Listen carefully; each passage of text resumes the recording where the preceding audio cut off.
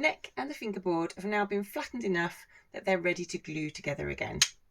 So I've got the top nut still attached, it didn't fall off, so I'm just leaving it there. So it should be easier to locate where the fingerboard goes on the neck, because I can just line the top knot up with the bottom of the peg box here. The first job to do is to cut a channel in the bottom of this fingerboard, and that's going to catch any excess glue inside the joint, making it stronger rather than any excess leaking out the sides and making the joint weaker. So I've got a fingerboard holder in my vise here. I shall put the fingerboard in there, and then using my 8/7 gouge, I'm going to just cut the channel where I want it. I've marked where the bottom of the neck comes, so I don't want to be near that. So if I start my channel about there, it should be fine. And it doesn't have to be neat and tidy. It just needs to be a little channel, enough to hold a little bit of glue.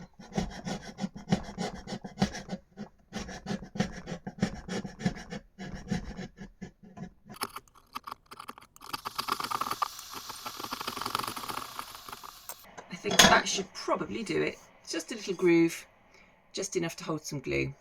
Glue pot's already warming, so now I'm going to start the process for gluing, and there's a definite order we have to do it in. Okay, so I'm vaguely organised. I think I've got everything pretty much where I need it. The first job is to dry soap the clamps. I'm using a light, quick release clamp, which just works well for me.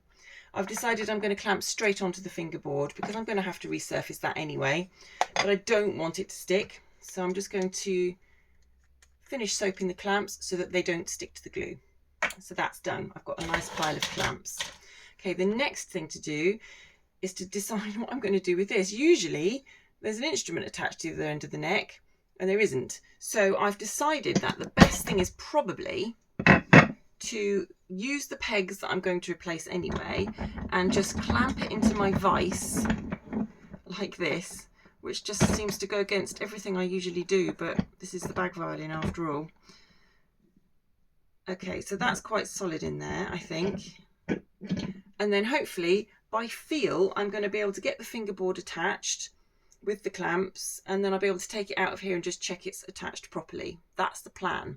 I've got one shot at this. Let's see how it goes. So clamps are ready.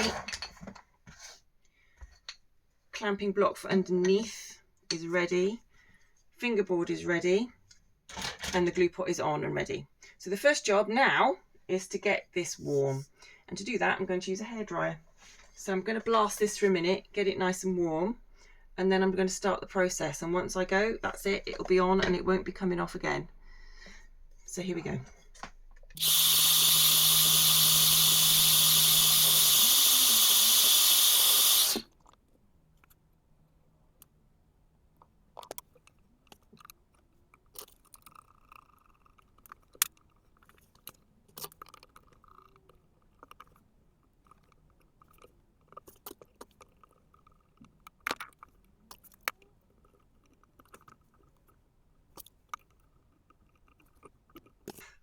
Right, let's take a look.